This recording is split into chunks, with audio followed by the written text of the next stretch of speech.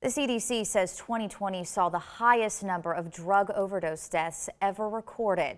News 12's Brian Armstrong talks to the Chattanooga Recovery Center about why this happened and what can be done to decrease these numbers. We're seeing rates of people passing away. We're seeing rates of suicide jump.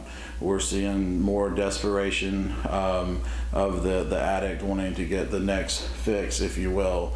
According to the CDC, more than 93,000 people died from drug overdoses in 2020. That's nearly a 30% increase over 72,000 deaths for 2019. Jacob Presley with Chattanooga Recovery Center says this is due in large part to people's mental health during the pandemic. What it's really done is just isolated people into a place of feeling alone, getting bored, feeling lack of purpose, because they're not around the people they were before. I think we were made to be in community. He says during the past year plus, it's been tough to establish that connection with people while they are struggling with addiction. That's why it's spiking, correct? Like there was a loss of connection.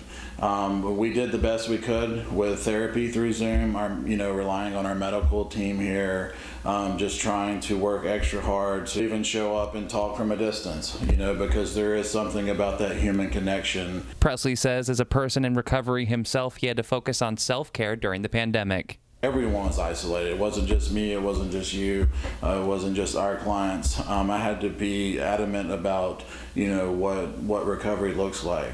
He says for the number of overdose deaths to decrease, the connection needs to be there and a focus on people's mental health. We believe that mental health and substance abuse go together, and it is important to treat both aspects in order to achieve long-term recovery. Presley says numbers have also been going up over the past several years due to fentanyl being added. Brian Armstrong, News 12 Now.